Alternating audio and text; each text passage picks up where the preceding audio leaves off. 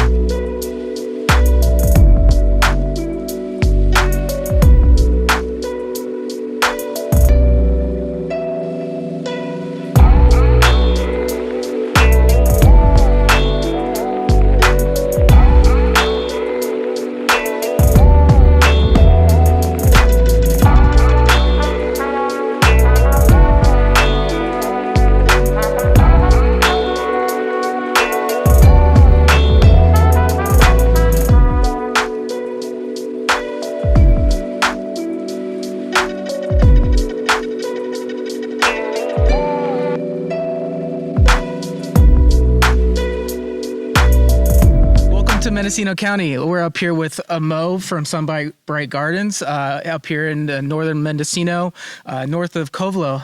Thank you for having us here. Thanks for having me. Mo, you're born and raised in Northern California. Can you introduce yourself to the people and kind of give us a little background of you? Sure. My name's Monique. I grew up in the foothills of the Sierras up in Placerville, just outside of Sacramento, and South Lake Tahoe for pretty much my whole life. And I moved here in about 2009 and started getting into cultivation, met my partner, and we acquired a beautiful piece of land up here several years later.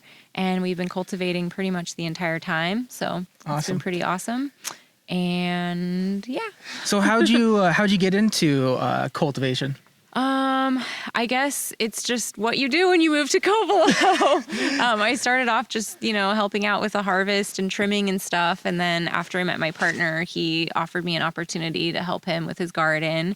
And then I got really involved in cannabis and became really passionate about it. And I've always been a smoker even when I was younger and stuff, and I lived in Santa Cruz for some time. So it's been a part of my life. My dad used to grow back in the day and amongst the tomato plants. So I always was like, that smell, it sounds so familiar. It smells so familiar as I grew up. So yeah. Awesome. And so what drew you guys to Covelo? Drew you to Covelo? Well, I had a mutual friend, or I had a friend in Covelo that brought me here to help them with their harvest. And then I was just coming up to trim, like back in the day, before I even actually physically lived here. And then after meeting some people and stuff, then I befriended who now is my partner. And then through that's kind of how I ended up kind of here. So awesome. And Sunbright Gardens, can you tell me about how you kind of started the farm and that process? Yeah. So we were always cultivating under Prop 215 with our medical cards. My partner's had a bunch of car accidents, unfortunately, and had a lot of back pain. And so he's always been cultivating medically. And then as soon as the opportunity arose for us to cultivate on a commercial level, we decided to go for it. Unfortunately, we had been raided in 2013 on this land. So we got a taste of jail time and going through that legal system, and it was terrifying. Mm-hmm. So I thought, okay, I don't ever want to do that again. I knew we were going to have a family at some point, and I just wanted legitimacy and protection. So I felt like once that opportunity arose, we should take it. So we came up with the name Sunbright Gardens because we're an outdoor garden, and we really believe in sun-grown cannabis. So we felt like that embodied kind of our statement of who we are. And so we forged the path and started going into legalization. Awesome. And to 2013, you got raided. Can you kind of walk us through what happened and kind of after you got raided, that process as well? Yeah, it was crazy. We were, I had actually had a small storefront in downtown Covelo. It was like a home goods store. And I had decided to close the shop. And the day we were going home, I was telling my partner, like, wow, tomorrow we get to wake up and sleep in and I don't have to go to my job and I can just relax on the farm. And then we were met with the dogs barking at the gate. And my partner went outside and he's like, I think the cops are here. And they just mobbed up our driveway and held guns to us and handcuffed us. And we just sat there for hours as they interrogated us and went through our land. And it turned out that at the time, our parcel had the same physical address as our neighbors, but we have obviously different APNs, but they thought we were all connected and our neighbors were growing like way more than they were allowed to be. So we kind of got mixed up in that mess. And they found processed cannabis on site. And of course, we're not supposed to have that. So, which is funny, you can grow it, but you can't process. So they sent us off to the jail in the nice wagon. And they actually landed the helicopter at the bottom of our land and then chipped all of the cannabis from all the neighbors that they had busted that day. And unfortunately, Gus and I were kind of the only people that faced jail and the whole process of getting out of that because a lot of the other people were just workers and the owners of the land weren't there and people fled and were hiding in the bushes and didn't get caught. So we really took a hit for the whole neighborhood. Yeah, just because you guys were living here and owned up to what you were doing. And we did have a few extra plants, just to be candid. At the time, you're only allowed to grow 25. And because everyone was growing literally like hundreds, if not 1,000 plants, we were like, okay, we'll just grow like a few extra. Yeah. And so we had 30 immature plants and we got busted in July. So they were not even, more than a few feet high. And we were thinking they'd be backups. And then if we didn't end up using them, if we had a successful year, that we'd just let them grow out to be whatever. It was going to give us maybe like a couple pounds of weed. So after that, I was like, okay, we are never, ever going to break the rules ever again, even though we were pretty much in compliance before that. So, and then we had to pay restitution fines to get out of that and not have felonies on our record. And that was a really interesting, process. We had, I had a lot of suspicion around the search warrant when they came and asked them point blank, like, where's your search warrant to be here? And they were like, we don't need one. And it took over a month for us to get it through our attorneys. And I was really wanting to fight against this because I felt like we didn't have proper due process for the whole raid in itself. And they based our raid off of a Google image from the year before and said that we had like a bunch of plants that we did not have.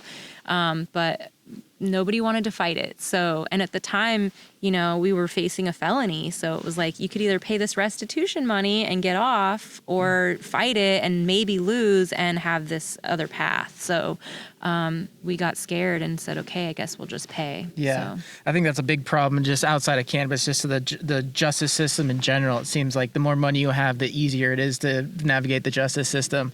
It's really, really punishes being, not having a bunch of money. Totally.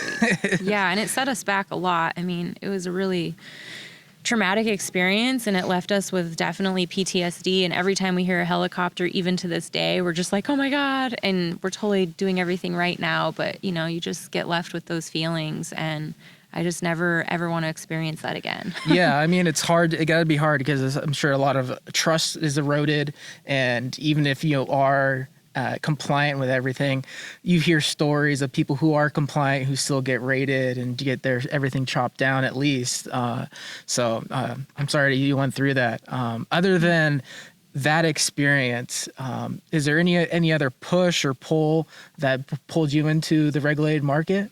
Yeah. I mean, I felt like at the time it was important that we claimed a seat at the table as a cottage operator, because a lot of people were moving towards larger sized or larger footprints, especially as the rules changed and we could grow more than 25 plants. We were like really committed to staying small, and I wanted to showcase that we could do it, and we could sit alongside the table of larger farms and even these corporations that were coming online, because there's a legacy and there's a heritage here that needs to be preserved. And I wanted to inspire other small farms that we could do this, and we can have an opportunity like the other farms. So that was also one of the inspirations, I think, for us to move forward. So awesome. And yeah, no, I think it's an important role that you and the other small farms up here play in continuing the legacy of those individuals from the 60s that came up here. It kind of started the movement, and that's the only reason why we have even the thought of federal legalization. Yeah. So I appreciate you, and I appreciate all your cohorts. And so how has the move from 215 into 64, the new regulated market, been for you? I know there's been a lot of struggles. Just getting a permit is expensive and time consuming. And then after you get the permit, that just is the beginning of the hurdles. Can you kind of walk us through that process and walk us through the process of getting the permit, and then kind of describe the struggles that you're going through right now? Okay. Yeah. I was really watching the regulation evolve at the county level at the beginning, when the ordinance was changing and we were moving away from the old ordinance. And so I think I had an advantage there because I was really watching it. And then I started realizing, wow, I need to get involved in this so we make sure that these regulations actually work for us. And so because of that, I felt like actually navigating the permit process was somewhat easy for myself. And I was really on top of things from day one. And we just got right in line when the regulations shifted and we could apply for a commercial license. And so I had actually left for France for a few months to study embroidery, and I gave my partner all the stuff to take to the office. I'm like, okay, you got to do this. He's like, okay. So I really took charge of the administrative parts of things, and I have a background in that, just going to school to study business administration. And I think for farms that don't, it's really challenging. So, but I kind of got excited about that role to play in our farm and not just do the farming aspect. So we got our CDFW inspection right away. We were one of the first farms to be inspected, passed with flying colors. And so those things were pretty easy to navigate, but we did have a lot of hurdles to overcome because we had never permitted anything on our land since we had acquired it. And it was completely undeveloped. So we had to permit the well, we had to permit our house and start going through that process. And that actually took a lot of time to get those things in order, and obviously a lot of money. But we felt like, okay, this will hopefully benefit us in the future. We'll have some, not only legitimacy with our cannabis business, but then these structures will be permitted. And if we ever sold or whatever, it would have some value there. So, and then it all just kind of crumbled from there, I think, in some ways, because just so many obstacles to overcome with the building issues and, just the cost and the time. Mm-hmm. But we were I think in the first 200, our permit number is 274. So I imagine that it is in chronological order for who got one. So we were, in the first to get our actual county permit approved. That wasn't so tricky for us. And so renewals have been semi-easy, and that hasn't really been the biggest problem for us, but that's definitely not true of most farms in Mendocino County because most people do not even have a county permit yet. Mm-hmm. And I just was on it. Anytime I felt like there was a lapse in communication with the county, I was on it. I was emailing, what do we need to do? I just really wanted to make sure we had that permit. Mm-hmm. So I just didn't let up on it. And I think we just were fortunate enough to get in kind of at the beginning. Yeah. And then after that, then so much shifts happen with administration of the county, with our program manager and our ag department. And we kind of got in before all those things kind of shifted and they lost everyone's paperwork. So, and right now our biggest struggle is getting through CEQA. So we are going through the Appendix G review right now. We are almost done. We're on our fourth edit with the county to finalize the document.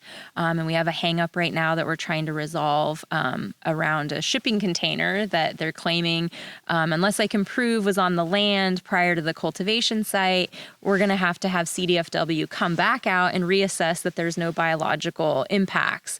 And I was like, the shipping container has been on the property since like the second week of us owning it. It was like the first thing we brought up here, and it was put on the land prior to even the development of the cultivation site. Yeah. Unfortunately, it is under the tree line of the satellite imagery, so we can't really prove the date of when it was put on the property. So I'm trying to figure that out with our planner right now. And we may have to have CDFW come back out just to say everything is okay. Yeah, and who knows when they'd be able to come out. Oh, I'm sorry you have to deal with that, but it sounds like you are in a better position than a lot of other people. Congratulations on being one of the first to get your license and then permit, I mean. And then what are kind of struggles right now? Are you seeing, there's a lot of issues with the decrease in price to be able to sell how much you're able to sell a pound, and then you have the flat cultivation tax, which is basically eating at your margins. Can you kind of explain to the people how that is impacting you, what is actually going on, and people who may not know? Yeah, I think, as a cottage operator, we're already, set up with a lot of obstacles just because we don't produce as much. And in this market, we get cold calls all the time from people wanting our cannabis. But then when they ask for, 1,000 pounds of trim, I'm like, that's going to take 10 years to give you. I'll start saving now. So that's been like a struggle for us, like meeting these batch sizes and still being able to offer consumers like a variety of genetics, because we don't want to just grow one thing. So, and so with the pricing, it's really difficult because we only grow one harvest per year. We're not doing mixed light or anything like that. So we've got like about 100 pounds average to put into the market. And if these prices are going to be at what I'm hearing now, like $300 a pound, I'm like, that's like $30,000, and I have to split this with my partner, and then we still have to pay all the expenses and other taxes. Like, we'll basically make no money. So that's like really terrifying right now that's happening in the industry. There's overproduction. There's so much cannabis. Then you have these other added taxes and excise tax, and it just makes it unworkable. So, we're also held to a county cannabis tax minimum of 2.5%, regardless if you sell anything. And that's set to a set dollar amount. For us, it would be $1,250, which equates to us selling $50,000 worth of cannabis in the market. And a couple years ago, that was doable. That would make sense. I would hope we would make more than that. But now with these prices changing, I think that all local jurisdictions that have these kind of extra cannabis taxes really need to think about the structure and if it's based on a percentage or a flat tax, because the price of cannabis is just plummeting. And then eventually the tax you pay is like more than the cannabis is even worth on the market. So that's been a struggle. And just getting ourselves out there, we were so small that we didn't really feel like it would make sense to brand ourselves because we don't have a lot to offer. But the model's changing, and I don't think wholesale is gonna work for us anymore. So we are actually today we're hopefully going to be finalizing the last revision on our new logo, and we have a lot of inspiration that's coming from other farms that have been starting to forge this path a couple years ago. And we're excited to start getting into packaging and reach out to retailers that share the same value about sun-grown regenerative cannabis like we do. And hopefully we'll be able to get on a shelf somewhere, and hopefully some awesome person will want to buy our cannabis and we can keep doing what we're doing. But it's like really scary right now, not knowing what it's going to be. So. Yeah. Unknown is always scary, but I think it's good that you're putting yourself out there, putting your brand out there, and finding partners that align with your mission statement and your ethics. I think that's great. I know, it's been difficult. It's difficult right now, and a lot of people, some people have said that you were mentioning that it's overproduction as well, and some of that overproduction is coming from these large grows, these large companies that are coming up just producing all they can, and so another aspect where that is kind of seen effect is that some people say that the cannabis culture has taken a hit or diminished because of these large companies are coming in. So what is cannabis culture to you, and how do you think it's been, if it is at all, been affected since Prop 64 has been passed and implemented? Well, I think the cannabis culture in general has always been about like a way of life and being connected to the plant and the earth, and so many back to the landers that have come up to Mendocino County in the 70s and 60s to build homesteads. We live off grid. Like it's a way of life, and it's a mentality, and it's about a conscious awareness, like when you're really tapped into the plant. And I think that that's starting to be chipped away when we don't give that allowance to farms to be able to put themselves out there on the shelves. And then you see all these corporate cannabis companies that aren't connected to the plant. They're not even touching it necessarily. It's all business, partners and investors. And so it's lost. And I think consumers, they don't get to see that differentiation because it's not even available to them, because all they're seeing is these like really funded brands on the shelves.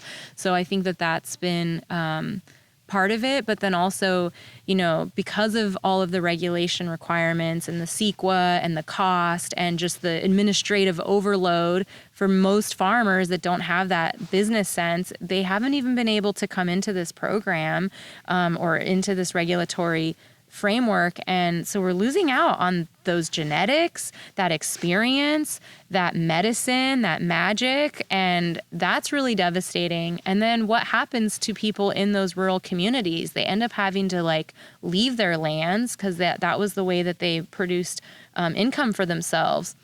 So now we're losing land stewards, people that really, really care about their properties. And so that is like also, I think, really terrifying and sad to know that that's happening. We've lost a lot of community members in Covelo over the last few years because of the regulation. And I've got farms right now that are sitting there really wondering if this may be their last year, because it's not fun anymore and it's not paying out. You're putting so much in and getting nothing in return, and it's stressful. Like people are mentally not okay. Like it's depressing. It's been really hard. So all of that is chipping away at the spirit of what cannabis is really supposed to be here for, which is to like uplift us and provide a medicine, whether it's recreationally or medicinally. Like it's still a medicine. So yeah.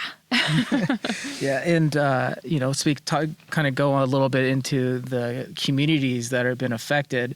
I've heard stories of Covelo kind of having more crime in Covelo, and I think the police have said that there's been organized crime that's moved into Covelo. Have you seen that? What have you seen happen to Covelo other than just people leaving?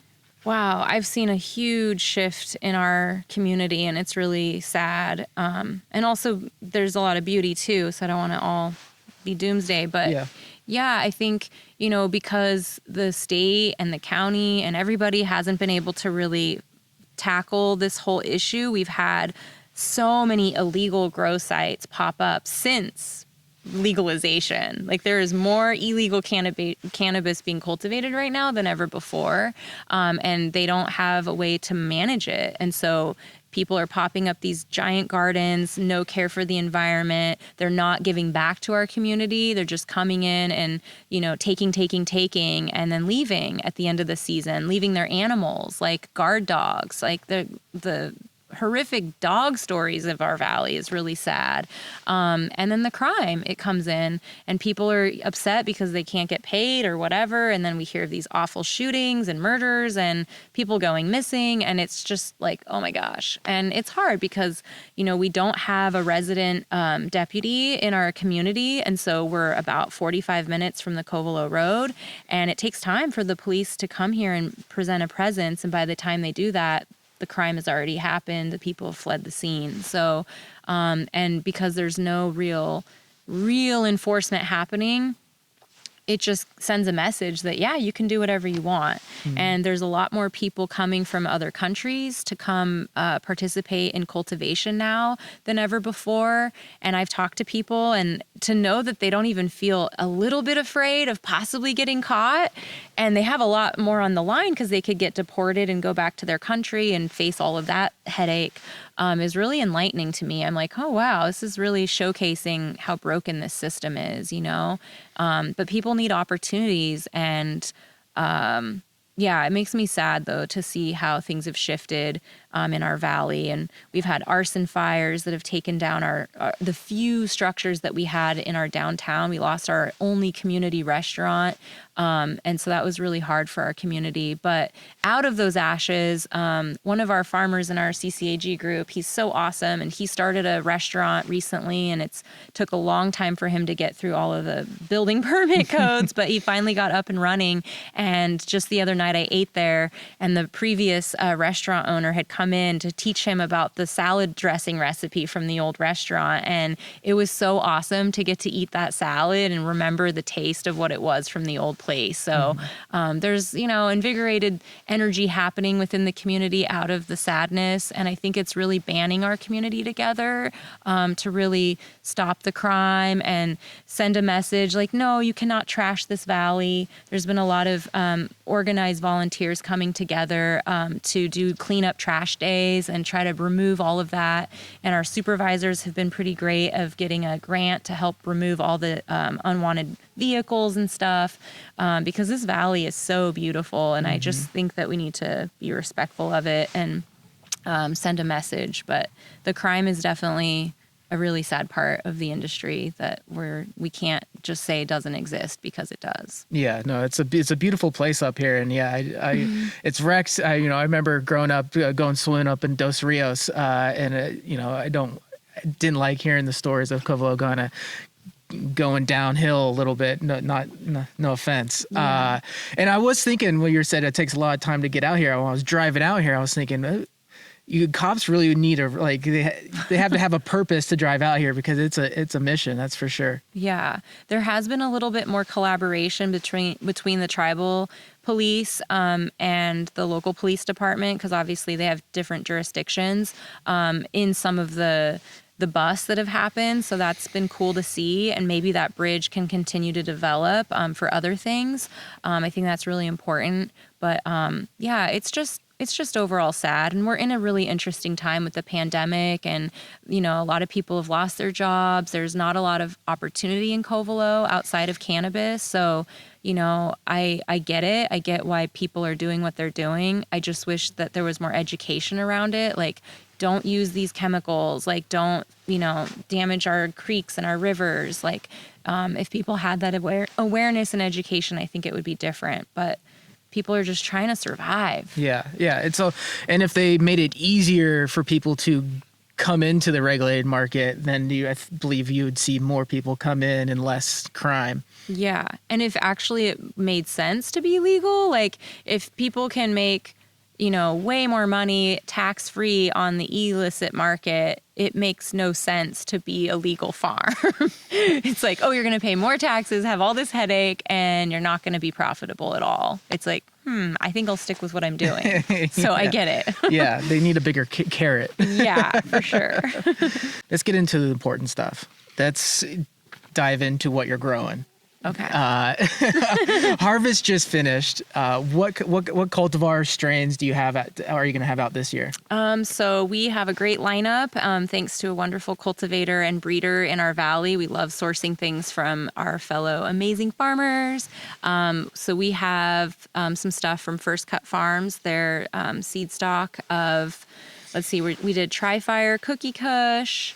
We did Grapefruit Thai. We did a Mendo Gas Funk. This one isn't from them. This is from Happy Day Farms. We did Thunder Bucket Face Punch, and it's got some strawberry in there, so we're actually going to modify that to say Strawberry Punch. And we also have our Goo Platinum Cookies, which has always been a staple of our garden, and that comes from the Sunroots family genetics. and I'll remember the other one from First Cut in a minute. It's still like leaving my mind. No worries, no worries. There's 6 total. There's 6 total. And can you kind of talk about the difference between them and kind of describe each one a little bit? Yeah. So we really want to offer a variety of selection out there. So we want to have some gassy stuff and then things that are fruity. So we kind of split it in between. We have just finished getting most of it trimmed up. So we haven't tested anything except for 2 varieties.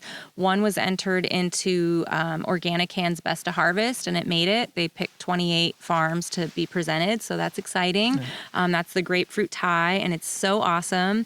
It has these amazing undertones after you start. I actually vaporize, so I can really taste this like fruitiness and the citrus, and then it kind of left with a little bit of vanilla on the palate, and the high is just so happy. It is the happiest high. I love it so much. So sounds awesome. Yeah, I'm really excited. We've given it to another distributor, and he texted me recently like, Mo, that grapefruit Thai, that's the fire. I'm like, yay. So that's really good. Tri-Fire Cookie Kush is awesome. And now I remember the other one. It's the Animal Mint Cookie Walker. Ooh. Is the other one. So, yeah, they're all great. I feel like it's interesting. The Mendo Gas Funk I thought was going to be super pungent gas, but it's actually interesting. It's been a lot of different fruit flavors or smells that have come out in the plants when we were growing them. Very distinct, like cherry, the strawberry, that kind of vibe. So I'm like, I might need to change the name because it's not as funky with the gas as I thought. Yeah. So, but we're doing everything from seed. We don't grow from clones. And of course there's variation with that. So it's pretty exciting to see the phenotypes that get expressed when you do seed stock. So awesome. Yeah. That sounds very delicious. Yeah, it's awesome. And do you have anything that you're planning for next year? Do you need R&Ds that you're working on? No, we're not sure yet what we actually want to cultivate. This is the time we start deciding, like, okay, what are we going to do? Are we going to bring back anything that we grew this year? And we usually try to do different things just to spice it up. And, you watch these trends in the market, the ice cream cakes and all these things, and then everyone grows that. And then eventually it doesn't become as desirable.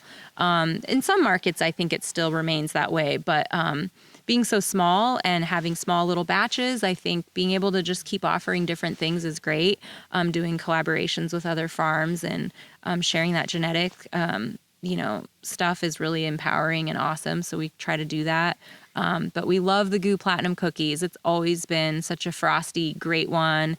It's been bred in Covelo for so long, and it's always been really well received in the market, and we love growing it. So we'll probably bring that one back.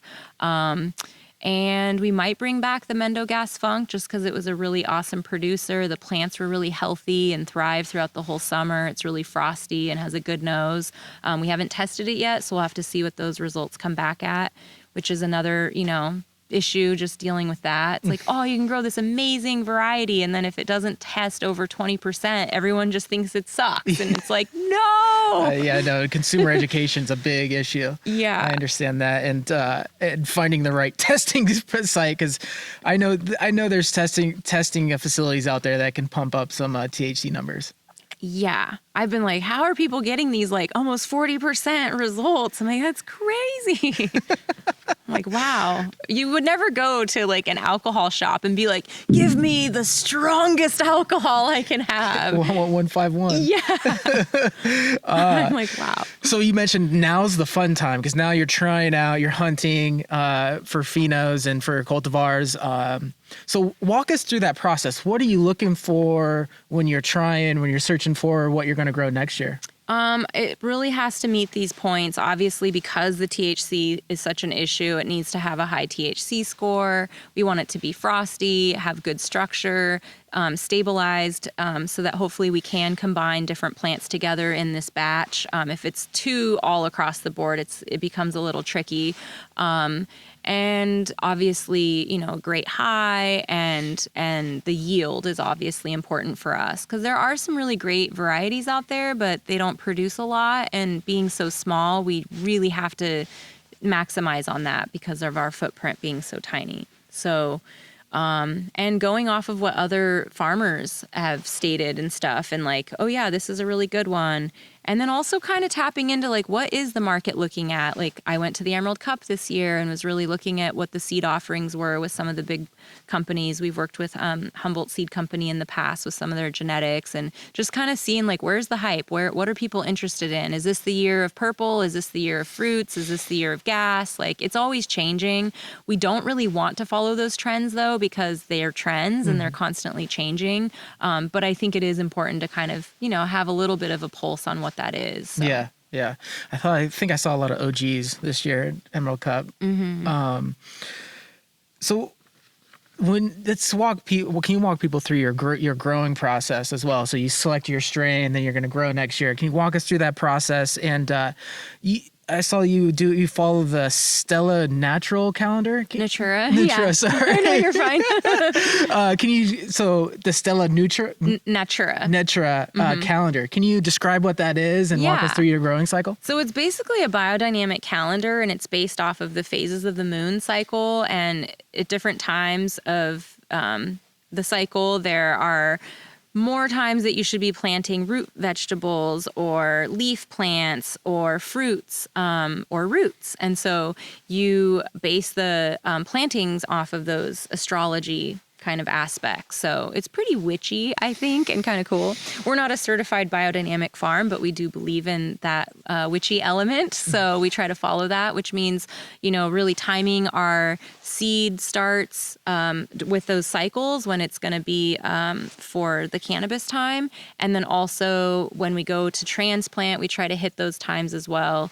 And at one point in my life, I had studied under a master gardener for vegetables, and he was also following the moon cycles, but he always reminded me, whatever you do, don't let yourself get mooned out, meaning like don't be so strict to it. If the best day for you to plant happens to not be the most ideal astrologically, but you need to get the plants in the ground, you probably should do that. So we do try our best to adhere to those things and just follow those rhythms, because they have some pretty powerful connotations, I'd say. So, and the calendar itself has some pretty cool information, with all of the cycles. And I did find some research at one point of a farm that was studying this for vegetables and trying to see if there was a difference in planting during these times. And they did. They saw some enhanced yields and health in the plants. We've experienced it ourselves, years that we weren't able to follow it, and then things didn't do as good. So we always are like, I wonder if it had something to do with that. Sounds like it. Yeah. I mean, it makes sense. You're growing from the earth, so follow the earth cycles. Have you always grown this way? Yeah. Yeah. Even from before Prop 64, I was probably more witchy back then. I had lots of crazy ideas. I wanted Gus to build me this like copper pyramid to run water through it and have it touch this crystal, so then that water could permeate out into the garden. And he's made the pyramid, but we haven't figured out a way to get the cycle to go through all that, because we have water pressure issues and stuff with this. We're off grid. So, but yeah, and we do have dendritic agate planted in our garden, and it's a type of crystal or whatever, or it's an agate, but it's supposedly the most beneficial to the plant kingdom. So I'm like, okay, let's just put it in there and see what it does. So awesome. There's affirmations in our garden with different, words of what we want to see for the garden and for our business and our life. And it's about health and vitality and community and love and good smells, for the cannabis. So those things are all in there. And I feel like having all those intentions, like the plants are receptive. I had started reading this book, The Secret Messages of Plants, and it blew my mind, some of the studies that were done in there. And the plants were able to like sense the vibration of the person. They did a thing where I guess they had someone come into a room and kill a plant, not a cannabis plant, but just a house plant. And then they sent them out of the room and then like brought a bunch of people back in, and they had these like receptor things, some sciencey thing to kind of monitor the plant's rhythm. And the plant like was freaking out when the person came back in that was the one that killed it, or the other plants saw that. So yeah. I was just like, what? Like reading this, like this is so fascinating. So there is like an intelligence there that exists. And for sure with cannabis, I feel so witchy with my plants. Like I'll sense something, and then I go and I look, and it's like, oh, there's mold, or there is something funky right here. We need to tackle this. There's a weird bug on the plant. Like, I really feel connected in that way. And I think that the plant has some amazing intelligence. That's awesome. For sure. Grown with passion and love, it sounds like. Yeah, for sure. It's awesome. And so obviously it's winter right now, and people are kind of unaware of the day-to-day for cannabis growers. So what do your days look like right now in the winter? Are you, other than, Time off. yeah, Trying to take time after off. the super busy harvest season. Yeah. So you're finding R&D, you're finding new strains. So then, when do you start? When's the season start up again? So we like to start our seeds around the second week of February. So we're starting to get back into things and get our vegetable seed starts going and our flowers, and start, getting all that figured out. This year we want to build out a really beautiful greenhouse, which we didn't have in the past. And we're waiting on our equity grant funding to be able to do that. So that's going to be really exciting because I'm going to be able to grow way more seeds for flowers and vegetables than ever before. And we love, love, love doing that. So I'm really excited having that extra space with this bigger greenhouse. And then, building up the compost piles, trying to get our cover crop to grow. With all these crazy snowstorms, we just didn't get very good germination down in our lower garden. It's all about fence repair right now because our main fence in the back has kind of started to fall away. We used recycled trees to build it, and so the wood is starting to rot, and the deer are coming in. So they love to eat anything that's growing in there. So we need to really secure that to try to do another round of our cover crop. I was really excited with the lower garden because I was going to plant woolly pod vetch, which is supposed to be one of the highest nitrogen fixers for soil. So I need to get more seed because it didn't pan out this first round. So and just, trying to improve systems and get better with that. Entering all of the data for metric for the stuff that we have been trimming on is also on the to-do list this week. But we're going to take a vacation, actually, and do a little road trip. And we're going to try to get out of here hopefully by next week and Awesome. Get inspired and then come back and then just give it our all for the season. Awesome. So. And what cover crops do you use? So we did the woolly pod vetch. We usually do clover, peas. We've done like other interesting things before, like parsnips and stuff in the past, which have been cool. But I really wanted to focus predominantly on this woolly pod vetch this year and just do it as an experiment to see how it does. Fava beans are obviously really good, so it's kind of usually a mix. Yeah, and for people who maybe not know, the cover crop is used. Why would you use a cover crop? Describe what a cover crop is. Yeah, so after you've planted your crop, whether it's for vegetables or not, it's always good to, reintroduce all of the nutrients that were taken out for whatever was being produced to put that back into the soil. And so those kind of cover crops help achieve that very specific one. So that's kind of the spirit of that, and that helps create good health for your soil. So rather than using additives, right? Yeah, and it's just like natural, I think. But we have a different kind of method. My partner, I wish he could speak to this because he's more on that, but he basically loves to plant the cover crop, in the holes where the cannabis was growing. And then as it matures in the springtime, we don't actually chop it. We just fold it down and then smash it and then add more compost on top of that. And so it continues to break down during the whole season as the cannabis plant is growing out of it. And then all the great beneficials come and the worms and the decomposers. And so it's just continually happening. And so it's like a layered lasagna, just constantly doing that. And then we'll add a flake of alfalfa hay to the sides where the emitters go, where the water is coming out. And then that helps break down the alfalfa, also providing nutrients into the soil. It helps with any animals that want to come and munch on things nope, you can have some of this instead. And if you lift it up, you'll just see, so much active life happening, roly-polies and stuff, and it detracts them from trying to chew on your cannabis stalk and will stay outside of that, and you just give them other food basically. So that's kind of how we operate with our cycles and stuff. Awesome. Sounds like a mutually beneficial situation for all species involved. For sure. And let's kind of go to a larger vision. So what do you think is in the future for Mendocino cannabis and Mendocino cannabis farmers? I'm not sure. I know it's really hard. I wish for? we talked about the struggles prior, and so I like to forward thinking. You can think about even just next year, 5 years, 10 years. Where do you think it's going? Where do you want it to go? And if those don't line, how do we get to where we want to go?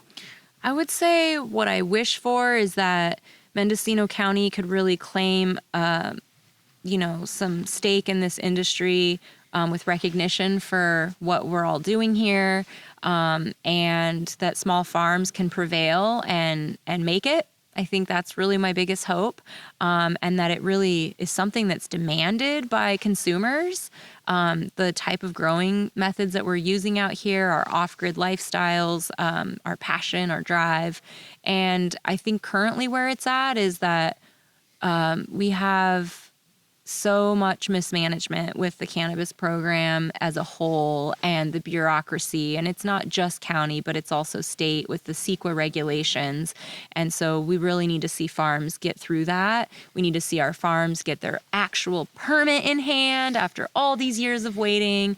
They have a portal that they opened up to help get those applications documented and entered into the system, but they are going to start issuing denials for those that didn't meet all the requirements, and they're going to reopen it to give people another opportunity to clean up their application if there was something wrong. So my hope and desire is to see accountability with that, transparency, a due process for people going through it. And if for some reason they don't make it, that there's an opportunity to appeal, because these are people that really are trying to come forward, and we need to create opportunities for them to get through it.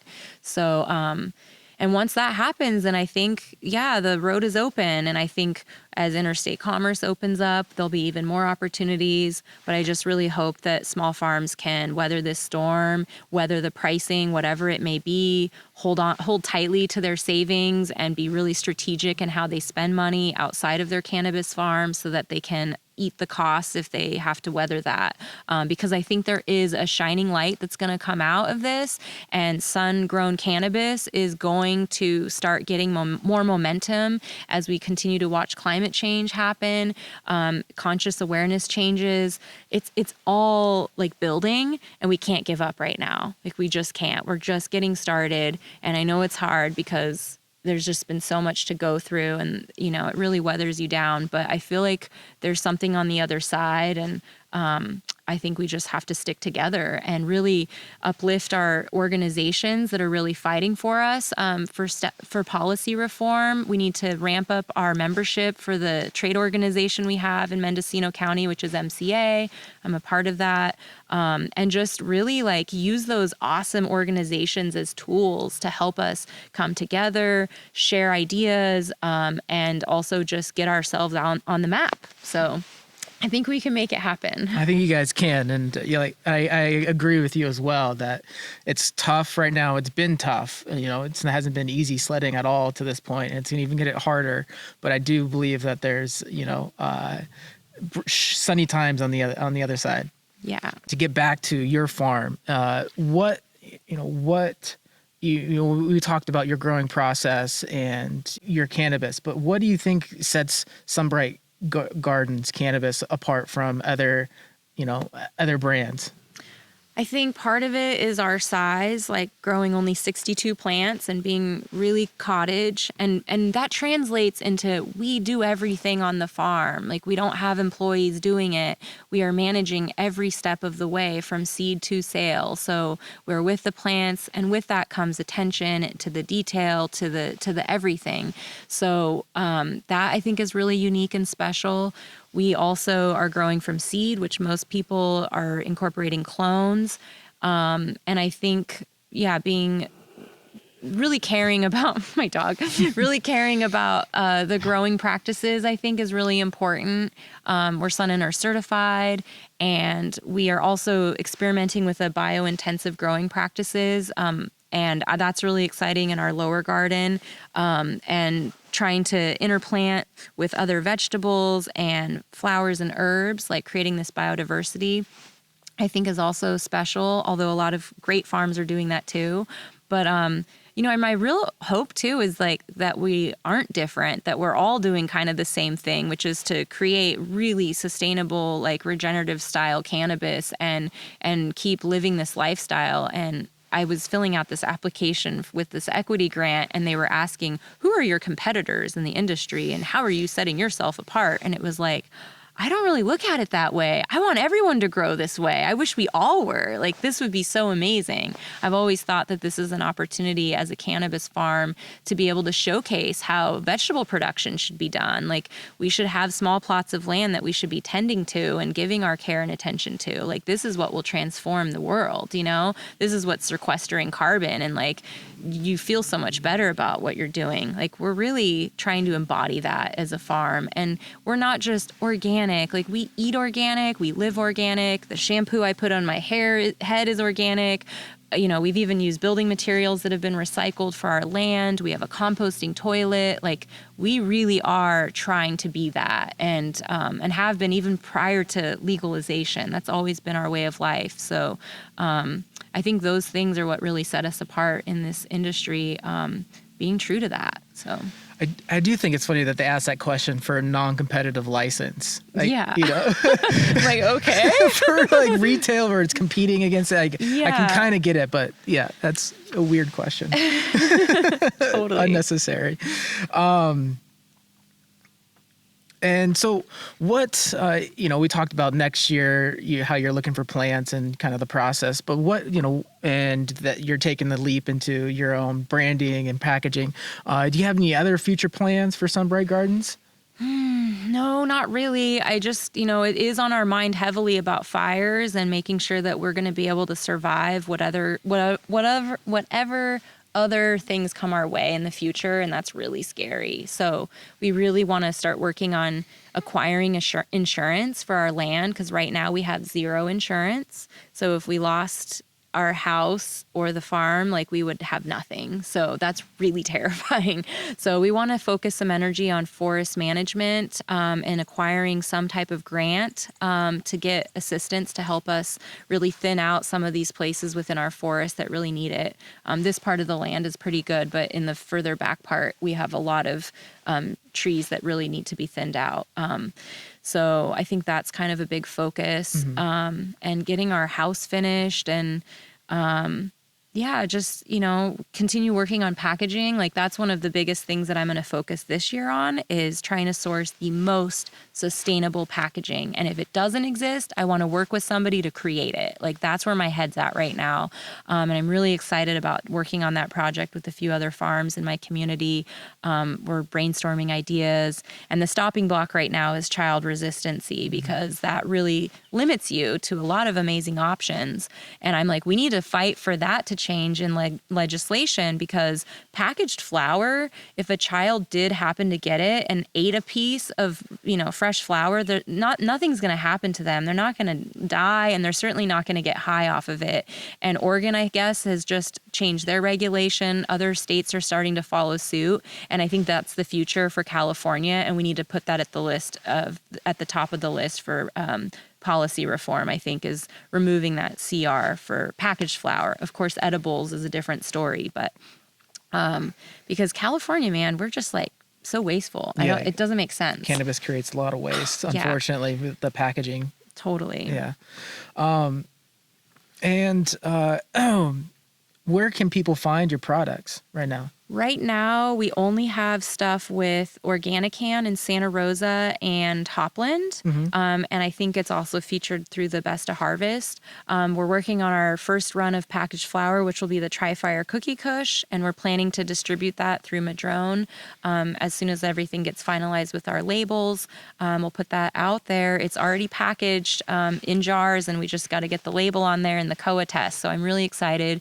And we're going to try to go hit the ground and talk to retailers out there, because we really don't have any connections quite yet. So I've spoke with Urban Market up in Arcata, and they've said that they would take some of our cannabis. So hopefully we'll be able to get it there. And I'm going to start hitting up some friends of mine that have some places. There's a retail location in my hometown that I want to check out and see if maybe they would offer it. So that's going to be a big task that I have on my list this year. Good luck. Good luck. And is your website up to date? Can people find locations on your website? Yeah, so our website is sunbrightgardens.com, and I will be loading up the pictures of the flower, but all of the genetics are listed there right now. And as we get the COA test results, we'll add that in. And we try to keep it up to date with pictures and the latest things that we're doing. So, and we also have an Instagram, which you can also follow too. Perfect. And before we go, is there anything else that you want to talk about, that you want to speak to before we go? Just for everyone to keep shining bright and to know that this is just one part of the story. We're just in one chapter, and we're going to get through it. Band together with your community, lean on each other for support when you need it, because I think that's really important. And I want to thank you also for coming up here and driving all this way to talk to me. My and pleasure.